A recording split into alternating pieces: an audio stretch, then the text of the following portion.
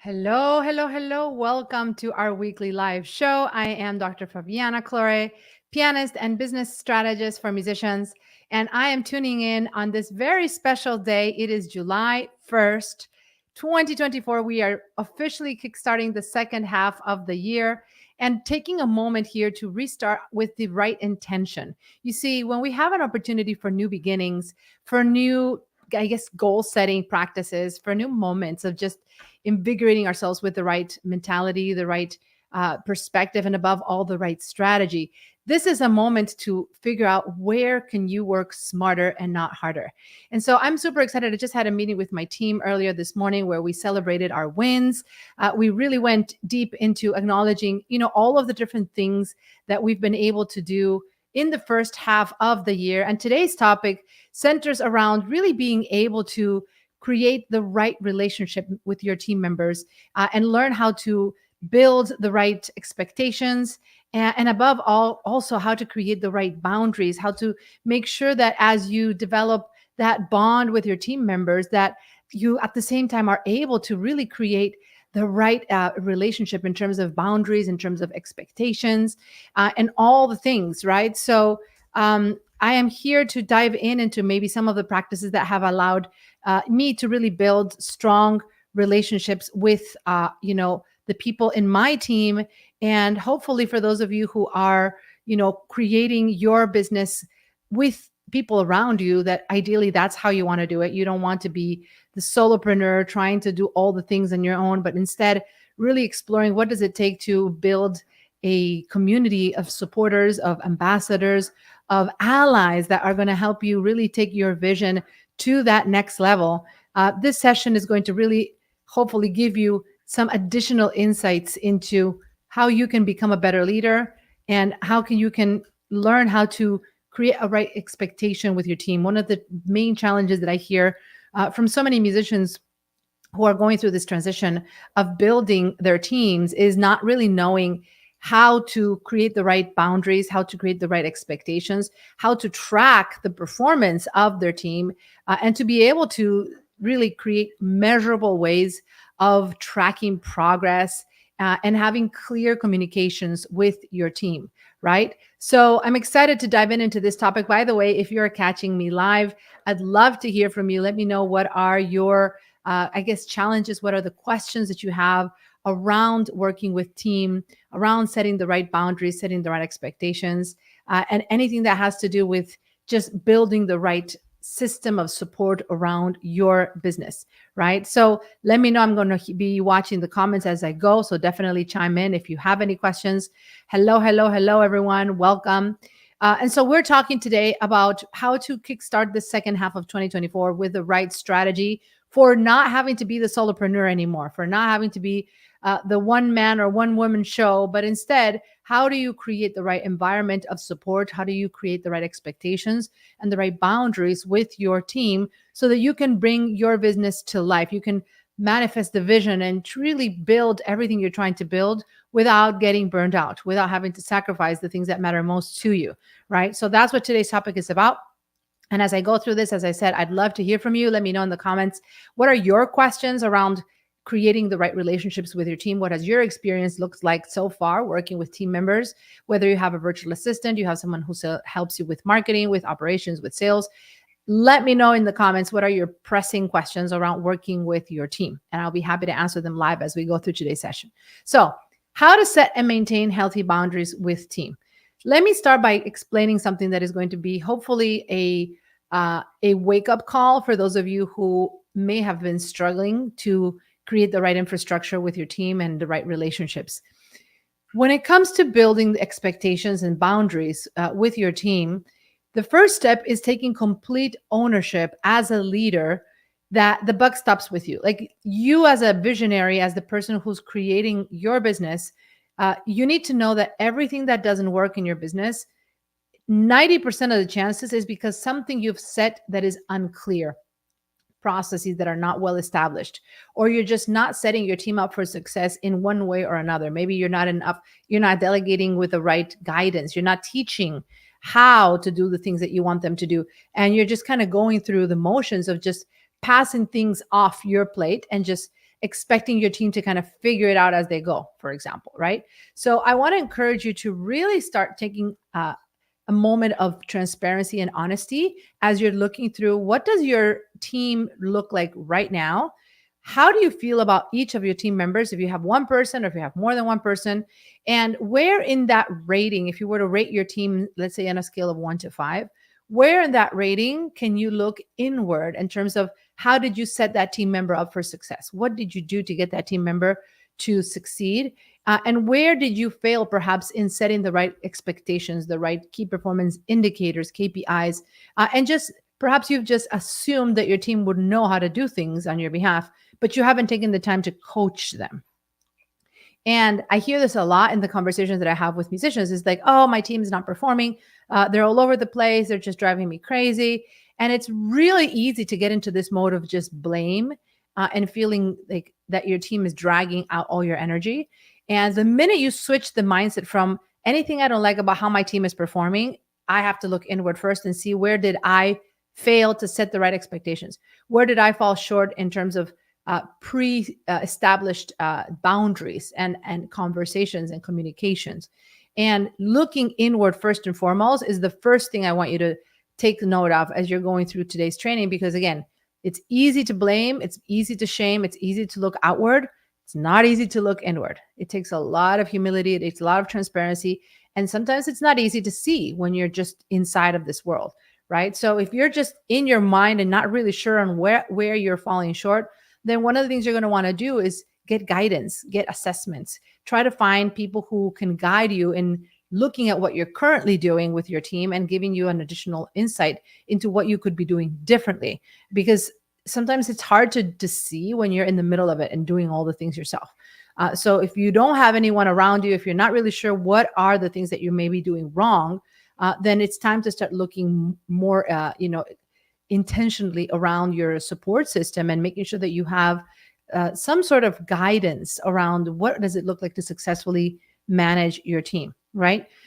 So number one is looking inward and taking full responsibility for the performance of your team and not just blaming or shaming or feeling disappointed or frustrated with them.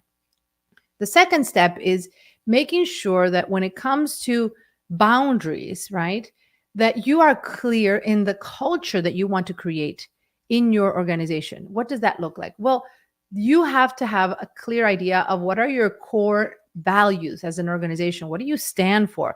What do you stand against? And what is the culture that you want to create in the people who work for you, with you, so that your perspective, your expectations are met and they are clear, and you're able to create a recurring conversation where it's not just once where you go over your values and then expect people to just get from there what they can, but you're actually constantly reminding your team around what those values are and why they're important and why they matter, not only in your internal work, but also most importantly in the work that your organization is doing. How often do you remind your team about those values? How often do you encourage your team to appreciate your values? I know one of the examples in my company is we're constantly evolving. It's a constant growth of agility and adaptation. And every meeting that we have, there's new initiatives that are being put in place. And the one thing that is constant in my organization, and honestly, in most entrepreneurial organizations, is change.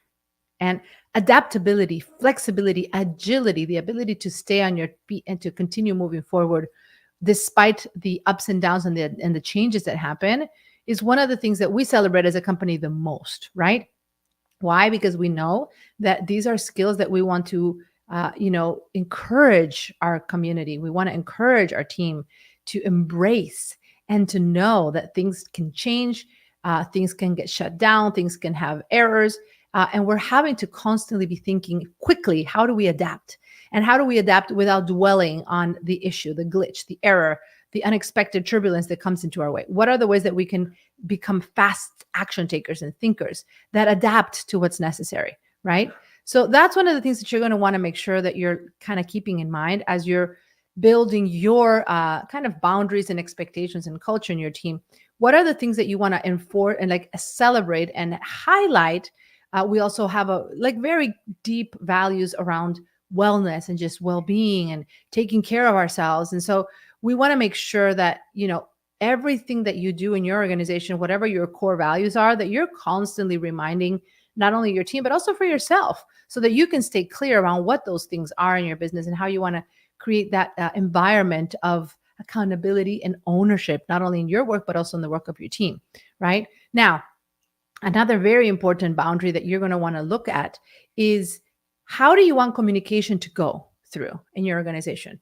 I have seen some team members that, have felt the need to be constantly responding to communications, right? And be constantly in the back and forth in Slack. We use Slack a lot, which is like an internal communications program for back and forth DMing and file uploading and just overall communication. And I've had different team members throughout the years that have had this tendency to want to always be available and responding to every single message that gets sent out or every single email. And, in my work for a long time, I've had to now really force myself to differentiate between the time that I am reactive and responding and the time that I'm focused on deep work and non-responding. And it's okay to be kind of back and forth between the two.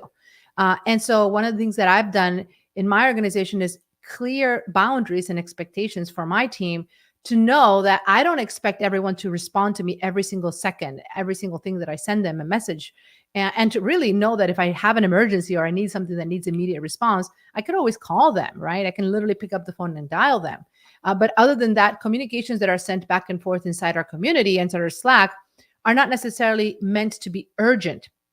Because what happens when your team members are in this constant state of urgency, right? And thinking that they need to respond all the time to everything you're doing, that they're not able to create their own deep work, their own creative, high quality output. Why? Because they're constantly in this state of reactivity. And so they're thinking very short term. They're thinking in terms of just putting out fires.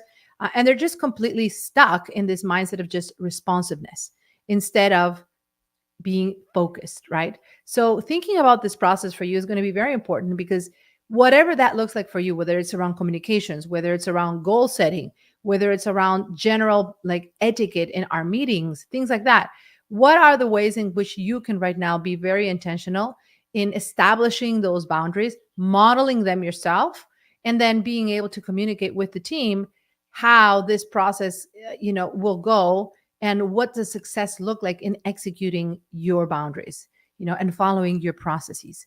Again, starting with that full ownership and responsibility. If there's something right now that you don't like about how your business is going, can you look inward? Can you create that expectation by being clear in your communications, right?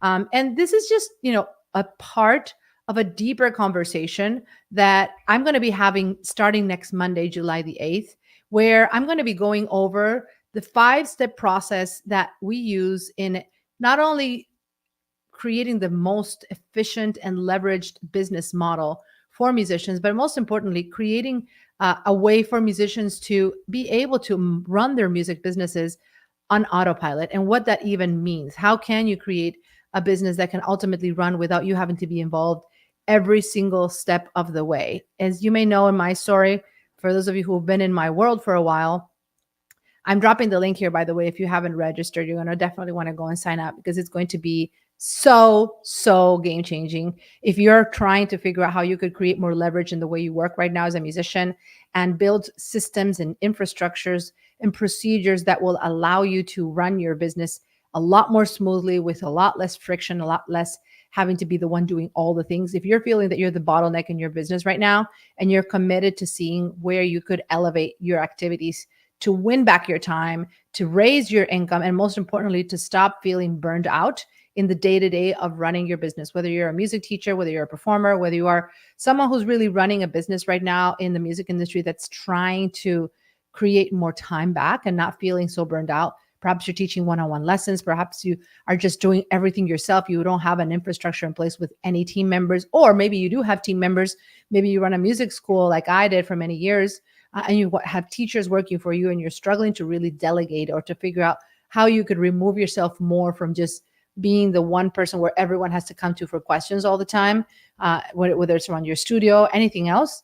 Then this masterclass is going to be a great way for us to work, for a period of a week or so with some extra bonus days, and really go deep in this process of what does building your business on autopilot consist of. We're going to be looking at your systems. We're going to be looking at the model through which you work, making sure that you're monetizing your knowledge instead of trading your time. We're going to be looking at the price points that you could use to no longer be selling your service undercharging way. And we're going to be looking in general around all of the areas that you need to be focused on to build your business strategically. So you can actually run it without it running you, right? So if you're ready to run your business, to work on it instead of in it, right? Then definitely I want you to go to Musicians Profit Masterclass, or simply comment Masterclass below this video. My team will reach out and get you all set up. Comment Masterclass or go to this link. I look forward to seeing you and supporting you in this amazing experience. I hope today's training has given you some food for thought. Let's go. I cannot wait to work with you next week. It'll be amazing. This is such a critical time as you're now in between the summer and the fall. If you're serious about not going back to your usual work mode in August when everything kicks back into gear, you're done and you want to reinvent your music business, this masterclass is going to be the best way that you can come in for free and spend a week with me and my team helping you re-engineer the way you work, reinvent your music business, and show you how you can start working a lot smarter instead of harder. So I hope you enjoyed this training. Go and think about these 3 things I walked you through today. Let me know what questions you have.